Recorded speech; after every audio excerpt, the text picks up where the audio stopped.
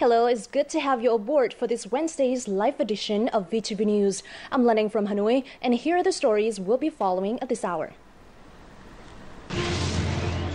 National Assembly deputies this morning discussed amended law on import-export taxes. Domestic textile sector urged to increase localization rate to prepare for the Trans-Pacific Partnership.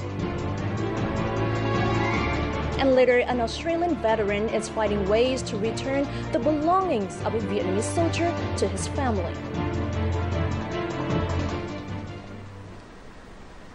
Now, we are now starting off with Prime Minister Nguyễn Tấn Dũng government report on the country's socio-economic growth over the year at the National Assembly session in Hanoi yesterday. Now, the report covers plans for 2016 and the next 5 years. The Prime Minister said that Vietnam had essentially fulfilled the socio-economic development goals set for this year. However, there still remains some shortcomings that need to be addressed. In his report, Prime Minister Nguyễn Tấn Dũng said that over the last 5 years, Vietnam has been focusing on controlling inflation, stabilizing the macroeconomy, ensuring national defense, political and social stability, and so on. The CPI growth rate has decreased from 18% in 2011 to 2% this year, the lowest level for the last 15 years. Interest rates are also on downward trend. Foreign reserves reached a record high while the country maintained a balance of payment surplus. GDP growth reached 6.5%, surpassing the target of 6.2%. The report also acknowledged the shortcomings of the economy, including low labor productivity, a high deficit, rising public debt, high levels of bad debt, and struggling agricultural exports. Some social problems persist, including the rise of serious criminal cases. Efforts to safeguard national sovereignty in terms of the country's seas and islands are also facing with new difficulties and challenges. Reforming the growth model will create rapid and sustainable growth. Efforts should be made to increase the added value of agricultural products by 3 to 5% and ensure that half of the communes nationwide achieve the new rural development criteria by 2020. Industrial restructuring should also be stepped up to create a foundation for industrialization and modernization. The government drew up several general targets for next year. Those include a GDP growth rate of 6.7%, an inflation rate of below 5%, and a decrease of 1.3 to 1.5% in poverty rate. The National Assembly suggested the government continue implementing the 2013 Constitution, fine-tuning the legal system and removing delays in issuing documents guiding the enforcement of laws. They also said the momentum will continue now that the country has signed several free trade agreements, including the Trans-Pacific Partnership, or TPP, in which Vietnam is supposed to be the biggest beneficiary. All showed their confidence that Vietnam could overcome any challenges that may arise and make full use of the TPP, helping accelerate the country's development.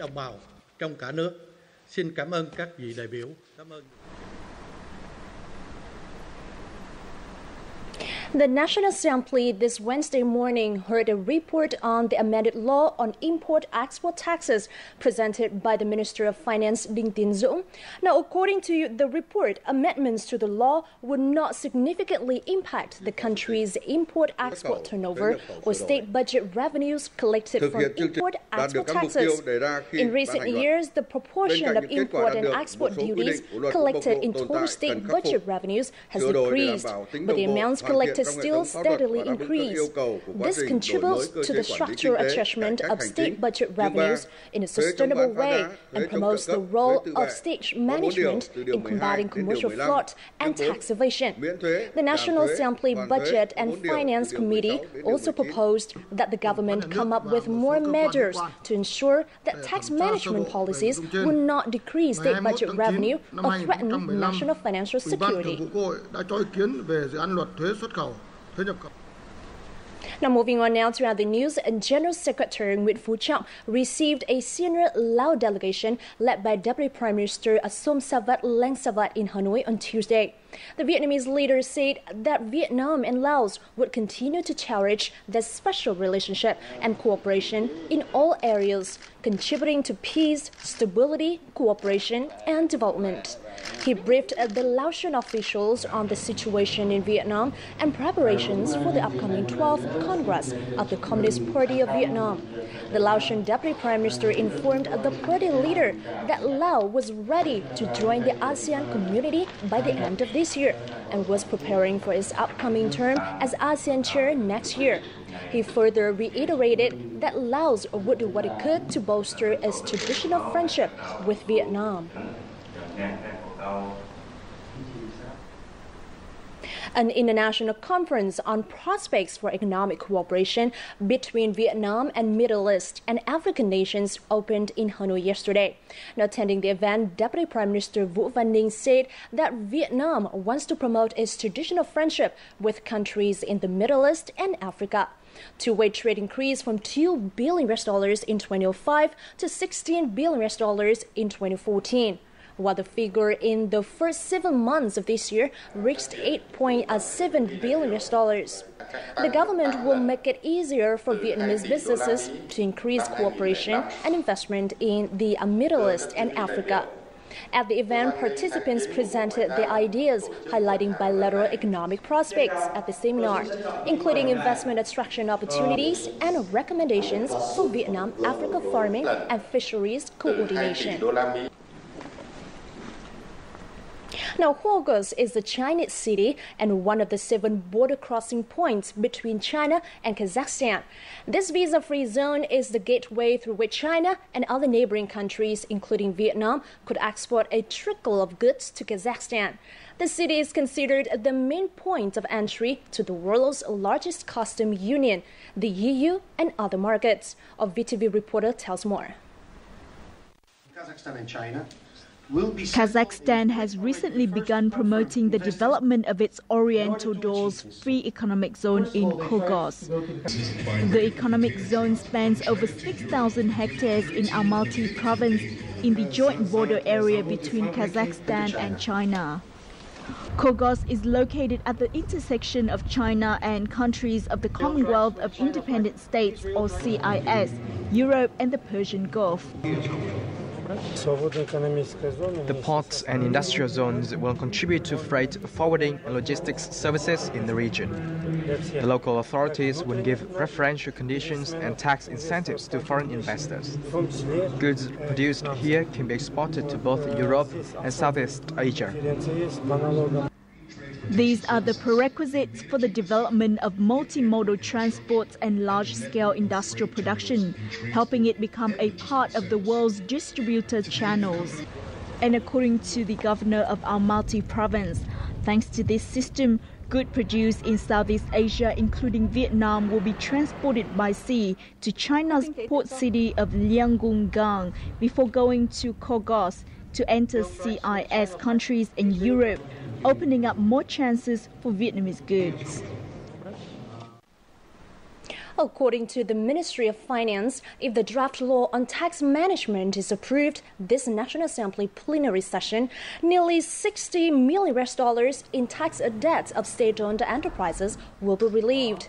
Now, this is a bid to promote the state-owned enterprises equitization and reorganization plan. SOEs to benefit include ones in reorganization or change in ownership lists, whose tax debt exceeds accumulated loss. Others include equitized or SOEs who have changed ownership and whose tax debts were not calculated when assessing the enterprise's value, the new legal entities not being responsible for these debts. Now, SOEs which have been authorized to disband and cannot afford to pay the tax debt will also be relieved. The domestic textile sector is believed to benefit most when the Trans-Pacific Partnership, or TPP, is ratified. However, to benefit from the TPP, the sector's localization rate must increase. Now, Hue is the leading region in the country when it comes to establishing a closed supply chain for materials hubs to final products. Vietnam is on the verge of meeting its target of $50 billion in trade turnover by 2020. This is a storage of Vietnam Textile Association. All of the materials, from garment to buttons, are all imported from China and Taiwan. Currently, Vietnam's localization rate is only 40%. The other 60% are raw materials imported from China and Taiwan. Once the TPP is signed, countries will invest more in Vietnam to control these materials. This will help raise Vietnam's localization rate. Vietnam will enjoy a 0% tax from TPP countries. These countries account for 70% of the global market share. Remember that big countries like India, Bangladesh and China are not in the TPP. Vietnamese consumers will benefit a lot. Domestic textile firms will need to increase the localization rate. The supply chain has been established in Hue. In other words, Hue can supply fiber and woven materials for production in the local textile sector. This is good news because we will be able to meet the requirements of both the TPP and FTA with the EU. According to Vinatex, Vietnam will need 8 to 10 hubs to serve as material centers. Therefore, investment in building materials hubs will be the trend in the coming time. Recently, Hue authorities received a delegation from India to discuss investment opportunities. This event shows the interest of foreign investors in establishing materials hubs in Vietnam.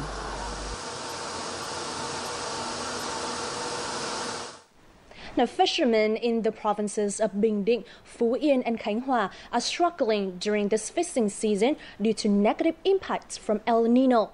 There are about 2,800 tuna fishing boats in these three provinces, but the total tuna production in the first half of this year reached just 9,800 tons. Now, this is a much lower level compared with the same period last year. According to aquaculture experts, the El Nino cycle in the East Sea this year has raised the temperature of seawater, leading to a lower population of tuna in the region. The fish have mostly traveled to the eastern Pacific Ocean to avoid the bad climate caused by the cycle. Tuna production in Vietnam decreased while that of other countries increased, lowering the price of tuna in the local market. As a result, fishermen are facing difficulties in maintaining fishing activities. Two fishermen in Tuy Hoa City in the central province of Phú Yên have just launched the first two fishing vessels built under Government Decree 67 on supporting the fishing industry. Each ship has a capacity of 700 CV and costs more than $580,000. Currently, 19 fishermen in Phú Yên province are borrowing preferential loans as part of Decree 67. Provincial authorities also spent $94,000 on fishing insurance and introduced a new tuna production and consumption chain. As of October, seafood yield in the province reached 47,000 tons. Now, and up next today is the updated foreign exchange rates as of October 21st.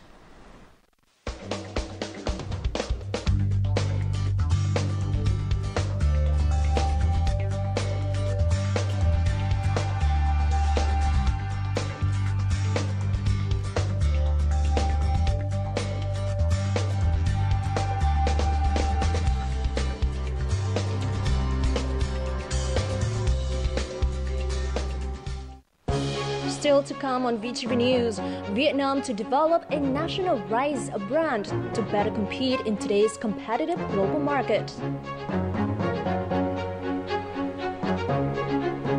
Later, an Australian veteran is fighting his ways to return the belongings of a Vietnamese soldier to his family.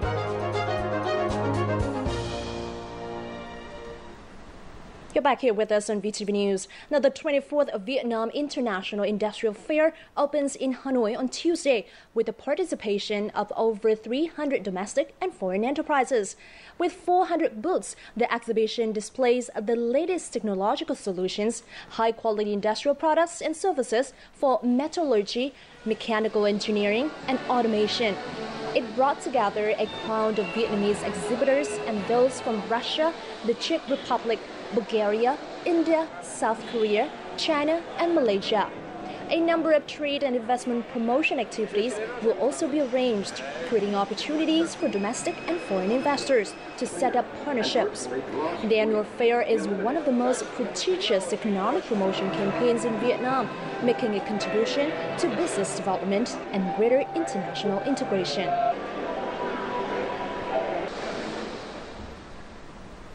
Vietnamese rice is in urgent need of a national brand in order to compete in today's competitive global market. This is according to experts and representatives of more than 200 businesses that attended a conference on the issue held on Tuesday in the Mekong Delta province of Kiên Giang. We have more details to follow. The Prime Minister approved a scheme to develop a Vietnamese rice brand back in May this year. Under the project, about 20% of local export rice would have a national brand name when entering the global supply chain by 2020. The figure is expected to increase to 50% by 2030. Although Vietnam is now among the leading rice exporters, the lack of brand name for its rice has resulted in low competitiveness in the international market. Jasmine, fragrant and sticky rice from the Mekong Delta region have been selected for the branding campaign. We should base the rice branding scheme on market demand and our production capacity. Otherwise, it would be very wasteful. For example, high fragrant rice is very good, but we can't produce this rice in large quantities. So marketing this brand would be a waste. The most important factor for the rice branding scheme is market analysis. We need to know which rice types are actually in demand. Based on this, we can select the varieties that need branding and marketing. Another issue for discussion is which rice varieties will be recognized as a national brand. According to the deputies, the Ministry of Agriculture and Rural Development should issue a set of clearly defined standards, including grain size and moisture content, so that enterprises can focus on producing rice to meet these criteria. A national set of standards is needed for rice branding. For example, the varieties of aromatic rice selected for branding should be specified along with its farming and processing techniques in order to be named a national brand. This is the basis for businesses to base their production on. The Ministry of Agriculture and Rural Development plans to soon issue these standards. According to Deputy Minister Nguyễn Thanh Nam, it aims to improve the image recognition of Vietnamese rice and its competitiveness, as well as expanding market share in the world market. Moving on now to other news, Nguyễn Anh Tú from the northern province of Hưng Yên is known in the region for his determination to establish his own mushroom farm. Now, his business has helped create many jobs for local people. The success of his mushroom farm is a good example of the entrepreneurial spirit in the agriculture sector. A day at the mushroom farm of Nguyễn Anh Tú from Hưng Yên province. Tu's farm produces different kinds of mushrooms, including fungi. Nguyệt has been working at the farm since day one. For the past 5 years, she has never missed a day of work at the farm. We earn $3 for every 10 kilos of rice. For mushroom planting, we earn $5 a day. Compared with rice cultivation, mushroom planting offers a much higher income. Mushroom planting is suitable for women's health. The job is not too labor-intensive, and our income is stable. I want to develop this business, establish new farms, and create more jobs for local people. I hope to raise the income of people here. On average, the farm produces 25 to 30 tons of fungi and oysters mushrooms per year, with an annual profit of $20,000. According to Tu, the key to his business success is hard work, determination, and patience. Creating jobs to empower ethnic women was one of Vietnam's Millennium Development Goals that it committed to implement back in 2000. The empowerment is key to further promoting women's role in politics and society. We now take a visit to Sapa district in the northern province of Lao Cai to find out how a project is transforming the lives of ethnic women here. 30 kilometers south of Sapa town, Nậm Cang village experiences water shortages throughout the year. 116 households here can only grow one crop a year. After the harvest in October, men go to other regions for work, but women often stay home and have no income. With no financial independence, women remain confined to traditional roles. The poverty rate is still high among ethnic groups. It is being gradually reduced. But these aren't a sustainable effort. During the last 2 years, the non-profit and fair trade organization Craft Link have provided embroidery training for some 40 women at Sa4 Embroidery Group in Nậm Cang village. Besides helping them to revive traditional embroidery techniques, Craft Link also provides vocational training on how to manage their business and market their products. Incomes here doubled or even tripled compared to before. Women here only farmed in the past and made little money. After Craftlink helped us with making bouquet products, we can afford salt, and our children have new books to go to school. The most significant challenge when working with ethnic women is the language barrier. It's not easy to convey ideas or share embroidery skills with them, as not many can speak Vietnamese. We have to use a translator in training classes. Thanks to projects to create jobs and increase incomes, ethnic women from the Sa4 ethnic group are gradually expanding their roles and positions in society. The rate of women participating in politics and society have also surged. More and more women in Nậm Cang commune also have access to higher education. Now, the 2015 National Beach Volleyball Tournament, also known as the PV Gas Cup, kicked off this morning in the Mekong Delta province of Cần Thơ. Now, this year's tournament has attracted 18 female and 11 male teams with a total of 58 athletes from 7 cities and provinces. These include Cần Thơ, Kiên Giang, Sóc Trăng, Hải Phòng, Đà Nẵng, Khánh Hòa, and Ho Chi Minh City. The teams will compete in a series of round-robin matches before entering a final knockout round. The tournament aims to find the best athletes to compete in the 5th ASEAN Beach Volleyball Championship in 2016 and to promote the sport alongside tourism in Cần Thơ. The tournament will be held until October the 24th.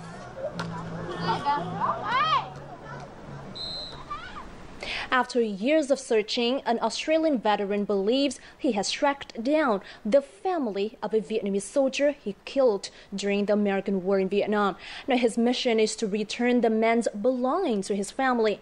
While it is not yet confirmed that he has, in fact, located the soldier's family, the story takes us on an emotional journey. Let's find out more in the following report.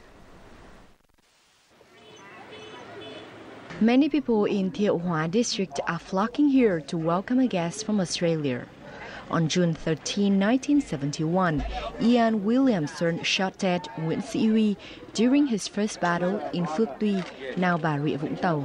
His platoon commander later gave him a compass and hammock taken off the soldier's body.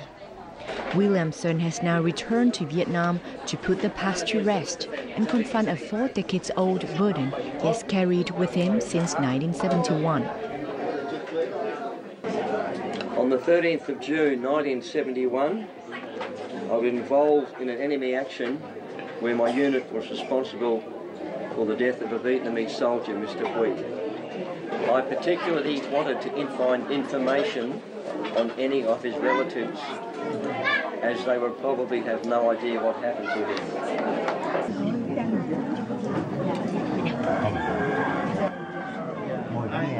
With the help of Australian Embassy in Hanoi and Marin, the Hanoi-based Center for Legal Assistance for Martyrs' Family, Williamson found information on the soldier's family. No good comes from war, and Mr. Huy and you, his family, have suffered a blow of misfortune due to the badness of war. However, some confusion remains in this story. The soldier Williamson wanted to find was Nguyễn Sĩ Huy, who was born in 1947 and died in 1971, while the martyr in the family was named Nguyễn Sĩ Quy, born in 1950 and died in 1972. According to Marin, the center in charge of fighting martyrs' families, Nguyễn Sĩ Huy and Nguyễn Sĩ Quy are the same person. Mr. Huy had identifying documents with him. Those documents we took a record of, and we used that as the information of identifying who he was. We passed that information to Marin, and then Marin found his family. So I do not think that we need to do a DNA test. However, at the meeting, the leader of Thiệu Nguyên Commune, Thiệu Hòa district, affirmed that there was no martyr named Nguyễn Sĩ Huy here. In our commune, there is no martyr named Nguyễn Sĩ Huy, only Nguyễn Sĩ Quy. Therefore, if the belongings are not Nguyễn Sĩ Quy, we return them to the authorities. Earlier this July, the Thanh Hóa Provincial Military Command stated that information provided was not adequate to prove that the martyr Williamson is looking for is the man in Thiệu Hòa district. The Provincial Ministries of Labour and Social Affairs also confirms that there is no martyr named Nguyễn Sĩ Huy in their documents. Therefore, until now, whether martyr Nguyễn Sĩ Quy is in fact the person Williamson is looking for remains a question. Now on to the music scene. Australian guitarist Tommy Emmanuel will perform at the Youth Theatre in Hanoi tonight, October 21st. Now Tommy Emmanuel calls his unique guitar style fingerstyle, in which he uses all 10 fingers, much as a pianist does. Fingerstyle has become a new trend in Vietnam in recent years and has interested a large number of guitarists. Tommy now plays nearly 300 shows a year worldwide. Hailed as one of the best musicians of his generation, the virtuoso guitarist has won 2 Grammys and has enjoyed an impressive career spanning almost 5 decades. The event is part of his October tour to Malaysia, Hong Kong, Taiwan, China, and of course Vietnam. And let's now check out what the weather is like for tomorrow.